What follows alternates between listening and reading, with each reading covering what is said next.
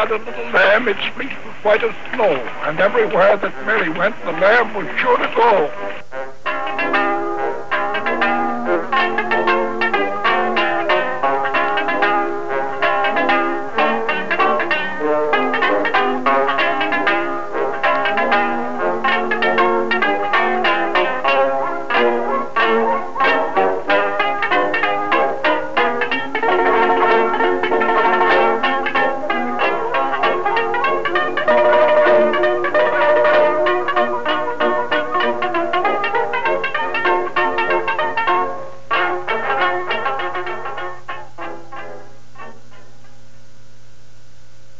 Thomas was already internationally famous. He had already invented the phonograph, the light bulb. When Thomas discovered Fort Myers with his business partner, Ezra Gilliland. They were particularly interested in the area because they found so many stands of bamboo. And this was important to Thomas Edison for the filament of the incandescent bulb. Edison also suffered from poor health and at many times would be ill a great deal of time during the winter, and his doctors advised him that he really should get away from the severe winters in New Jersey in Menlo Park. And so when he and his business partner discovered this area, they thought this was perfect, that they would come here and every winter, and he would be able to be away from the cold, be able to continue some of his experimenting. So, as you know, the Edison home is really two houses that are identical. And those were built, one for the Gillilands and one for Thomas. And Edison actually designed them, and they were, sections of them were put together in Maine, and they came here by schooner. And people like to say that these were probably the two first prefabricated homes in America because so much of the building was done before they got here. His wife had died, and he already had 3 children. Mina and Thomas Edison were married February 1886. This was a second marriage for Thomas Edison. They came here shortly thereafter, and she fell in love with the area. And the house that Edison had designed wasn't complete yet. The roof wasn't on. So they spent most of their honeymoon downtown at the Keystone Hotel. 2 years after they were married, the Edisons had their first child together, and her name was Madeline, and she was born in 1888. And then 2 years later, Charles was born. And then I think it was 8 years later that Theodore was born.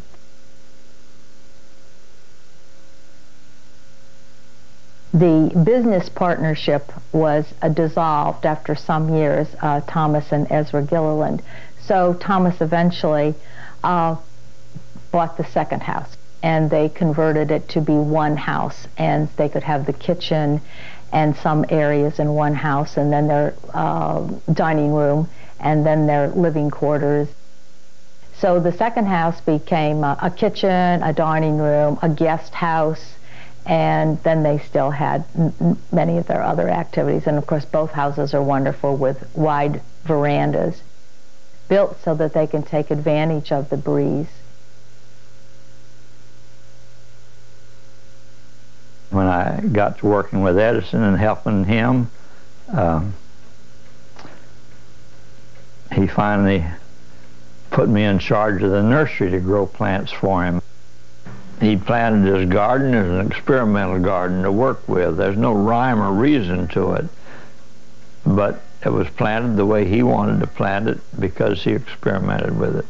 And he and I have sat over there and put holes in trees and pieces of copper tubing and sat there by the hour and counted the sap that dripped out of the different trees at the different times of the year to find out what you would get out of that plant.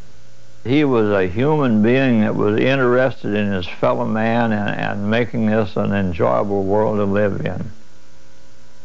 My relationship with him was very personal.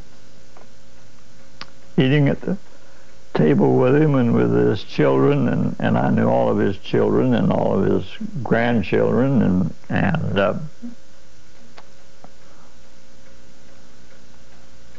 well, it was just a different relationship than straight work. He finally moved me into the laboratory. The first thing he did when he moved me into the laboratory, he gave me a piece of steel, 2 inches square and 10 inches long, the hardest piece of steel he could get, and he handed me a hacksaw and a bunch of blades. He said, cube this up in inch square cubes. And I looked at him, and here was a lathe, and here was a shaper, and here was an electric saw, but he had told me to do it his way. And I sat down there and started sawing. I had to saw that thing through once, then saw it through twice, then saw it through the third time to get the first block. And when I got the first 2 blocks, I took them in and put them on his desk, and he looked at them, picked them up. He said, is that the best you can do? And I said, yes, sir. Mr. Edison, that's the best I can do. He said, that's all I want. He said, never forget that. He told everybody that worked with him, he said, I'm going to do the thinking, you're going to do the work. He said, don't bother me with questions. He said, I've got enough thoughts in my mind to keep all of you busy. He said, you just do the work.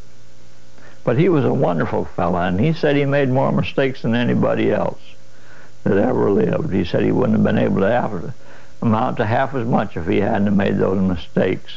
And he said, there's no such a thing as a failure. He said, a failure can only be a finger post pointing towards success. Follow it. But his outlook on life, there's a way to do it better. Find it. Everything comes to him who hustles while he waits. I think that's a pretty good one.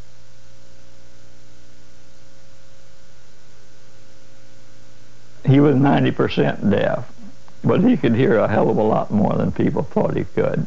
And he could read lips. Anybody that was standing within 30 feet of him that said something that he didn't like, he knew it.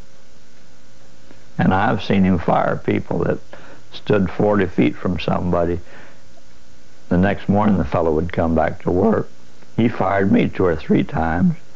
He'd get mad about some little thing, just kind of blow up momentarily. He said, get the hell out of here. I don't want to see you anymore. And you'd walk out the front door, and tomorrow morning you'd come back to work and nothing would be said about it. He used his deafness as a convenience as much as anything else. If he was interested in what you wanted or what you were saying, he would listen to you and give you some time. If it was something that he wasn't much interested in, he'd just, I can't hear you, I can't hear you. Allegedly, Edison was hard of hearing, and undoubtedly he was. There was a journalist, a lady, interviewing Mrs. Edison in their living room in Fort Myers. And they were sitting together in chairs, and Mr. Edison was reading newspapers, and the lady said to Mrs. Edison, what does your husband think about talking movies? Now, Edison allegedly could not hear. He turned around and said, I don't like them. I like them the other way, and went right back to reading his newspapers. Which tells me that I think he heard more than he let on sometimes. The local people were aware, of course, that Edison was deaf. And so people would slow down when they got to the Edison estate in case Thomas Edison would be walking across the street going to his house at the time. Because of his deafness, he wouldn't be able to hear car horns. And so I thought it was nice that, and of course they were so beloved of everybody in Fort Myers. The Edisons were very interested in this community and wanted to help Fort Myers in any way they could.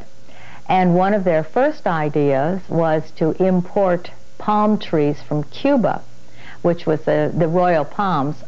Most people think that this was Edison's idea, and he certainly paid for the first royal palms. But in what I have been finding, and according to a newspaper story, apparently Mrs. Edison led the movement to have royal palms along the streets downtown Fort Myers and out McGregor Boulevard. So really, we owe to her the name for the city is the City of Palms.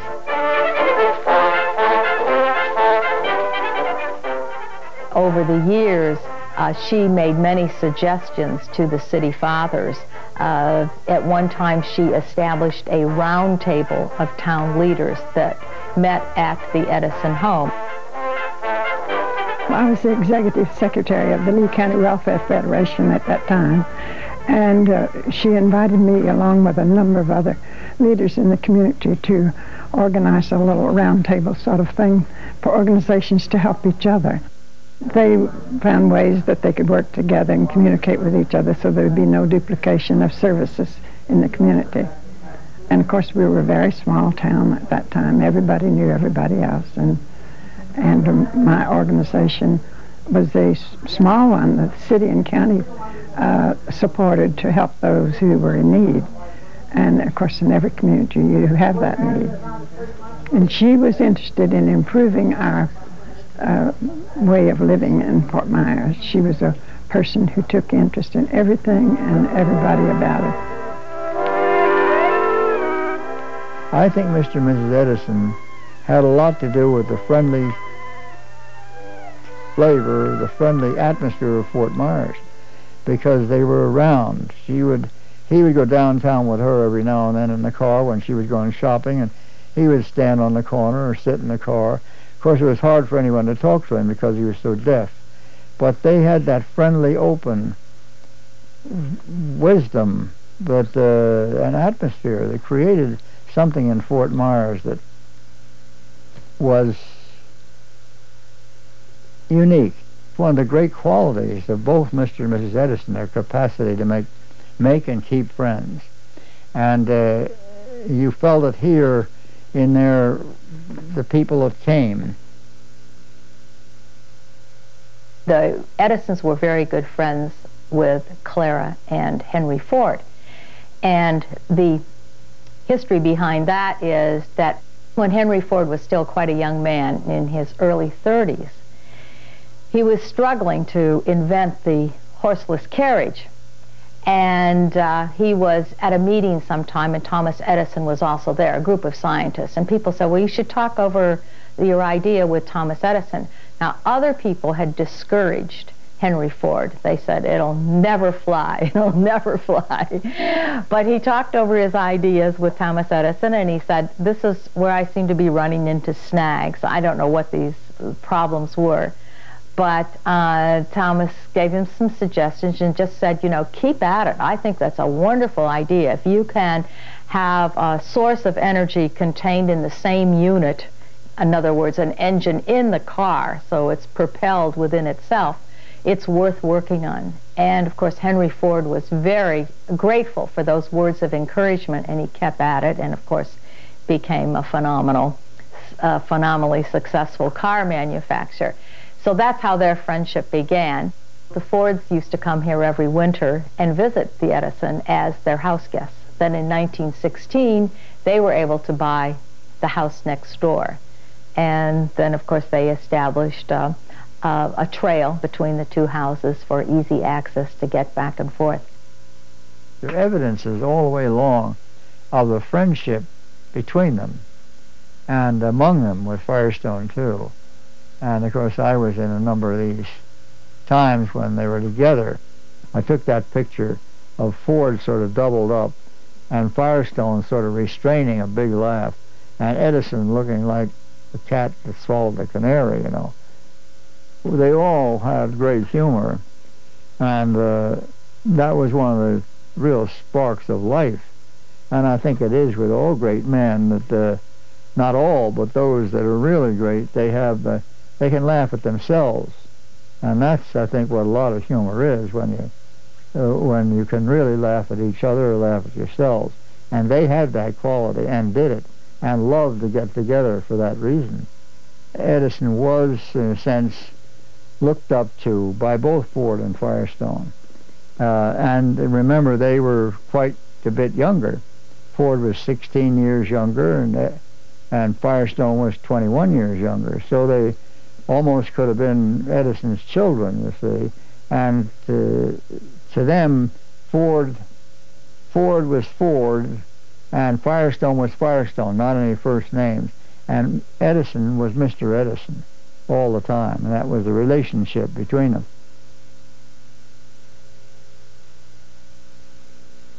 Fort Myers has what no place else has.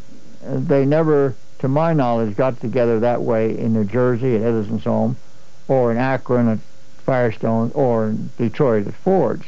Their real quality time, their real fun time, was down here, and we have that unique history in Fort Myers. I think that's a great thing.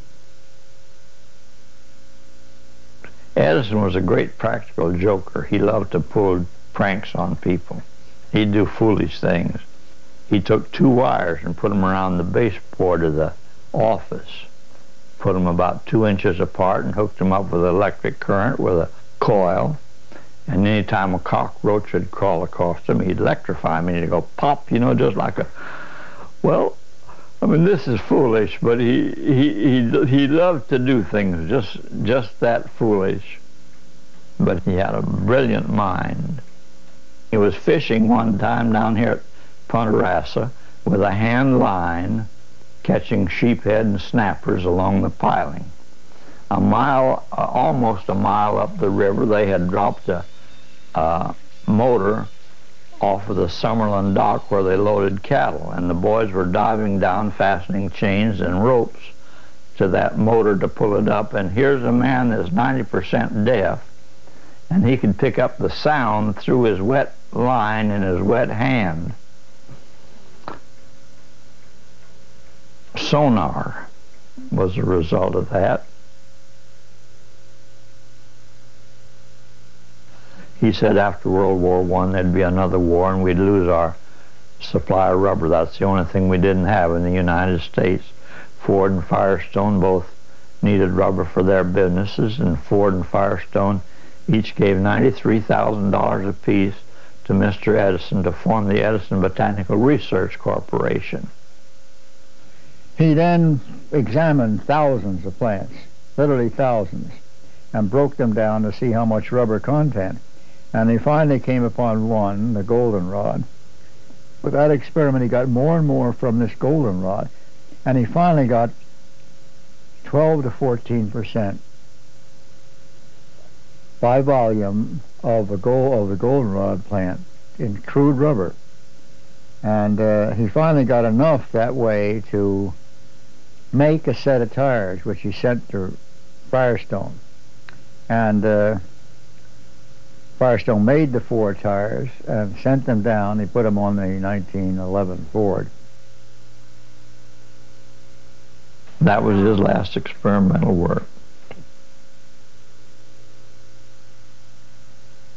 He was a human being. Why did he give us 1,097 patents? And we're using every one of them today. Simply because he lived and thought like we did. He knew what we needed. I've never known anybody that was so human. I mean, a man that gave of himself and his money and his time for the betterment of his fellow man. After Thomas Edison died in 1931, the Fords never came back. Henry Ford just couldn't bear to come back without his friend Thomas living next door.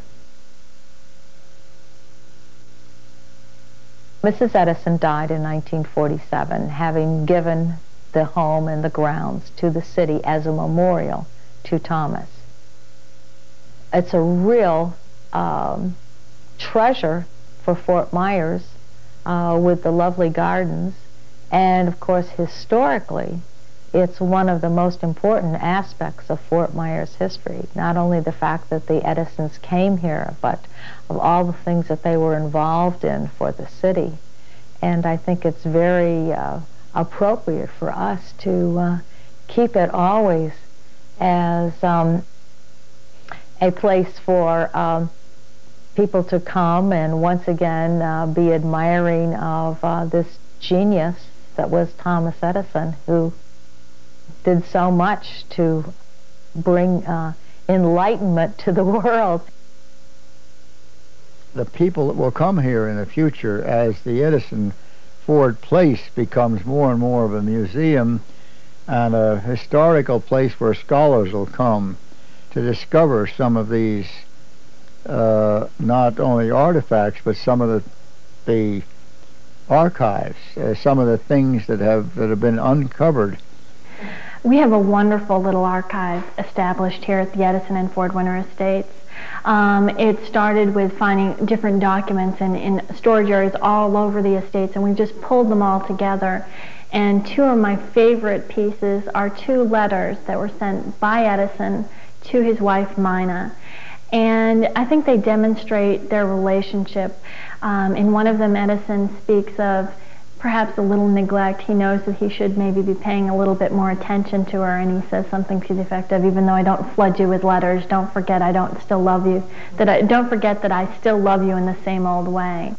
We've also found a number of telegrams to the Edisons on various occasions from people like Lindbergh. We have a photograph of Helen Keller that is positively exquisite, and she signed it. She wrote a note on the bottom to Mr. Edison, "Not loudness but love sounds in your ear, my friend, Helen Keller." Edison was really connected to people all over the world. One of the most exciting finds for me was Mrs. Edison's fishing equipment. We found this bin. It's like a window seat. It was entirely covered with material before. We opened it up, and inside was Mrs. Edison's fishing equipment, blankets, towels, a heat lamp, wallpaper. It was really fabulous, and the best thing about it was we knew that it wasn't disturbed. It was all wrapped with newspapers, contemporary newspapers from the 40s. And so very slowly we took it out, we cataloged everything, we documented where we found it, and kept the original labels that said, you know, Mrs. Edison's tackle box. And we put together a small exhibit so that people could see this. Everybody was very excited. The fact that Mrs. Edison fished, it makes her a much more three-dimensional individual, that she had leisure time activities. The Edisons were here to get away from the world, and Fort Myers, for their part, really allowed them to do that. There are very few places in the United States where you have an historic home that has all of its original furnishings. The Edison home does. That's very exciting, because you know when you're looking at it, this is the way that it was. This is the way they left it, and I think you can feel that when you visit the place.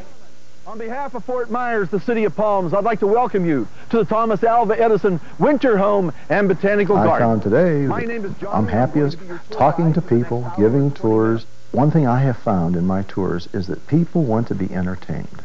They do not want to be preached to or talked to.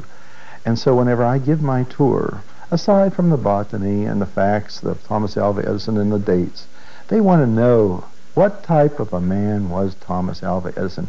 So what I do, I try to show people, especially our youngsters coming up, that there was a man, one man, that brought us and made our lives so much easier and brought us so many of the conveniences we have. It took them 10 years to develop this battery, because this is a nickel-iron battery with an alkaline solution.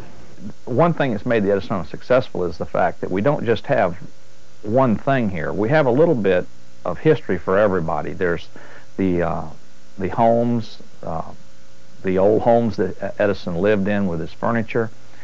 You have the museum with Edison's inventions and artifacts. You have the chemical laboratory, which if a person is technically oriented or is an engineer. You have the botanical gardens, which lends itself to the outdoors, the trees and the products and byproducts that come from the plants that Edison planted here. So you have a little bit of everything in the way of history and science and education for someone who visits the Edison home. Chinese cinnamon. You get cinnamon by grinding up the inner bark of the tree. Look on the right. I mean, what other small town on the frontier that still had cattle roaming the streets could claim someone like Edison as a resident?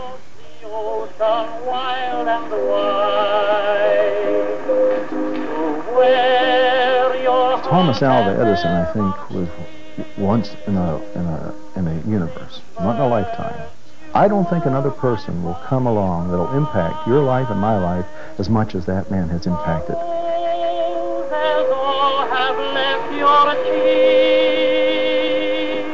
I watch them fade away and die.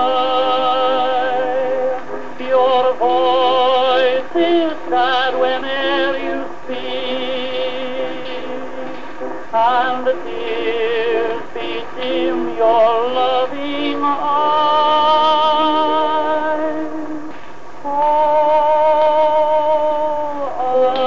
I will take you back, Kathleen, to where your heart will feel no pain, and when the fields are fresh and green, I'll take you to your home again.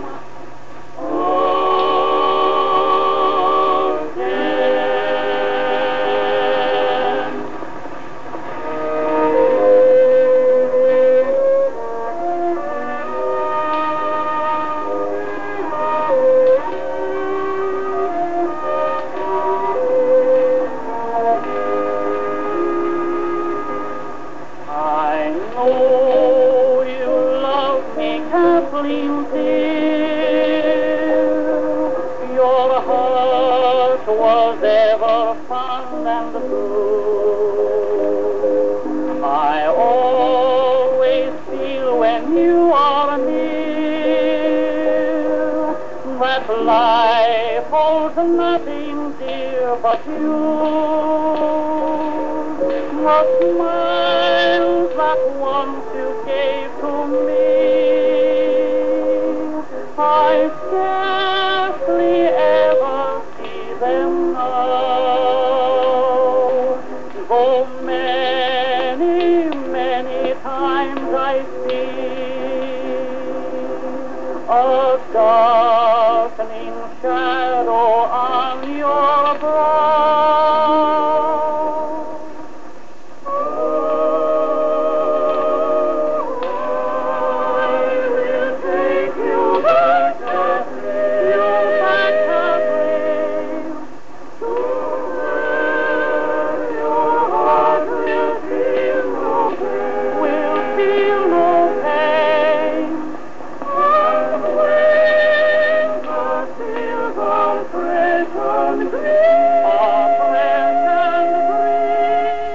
Join us next for a celebration of Kwanzaa, observed by over 15 million African Americans each year at home and in the community. Join us for this colorful holiday. Kwanzaa, a cultural celebration, is next here on Public Television Channel 12.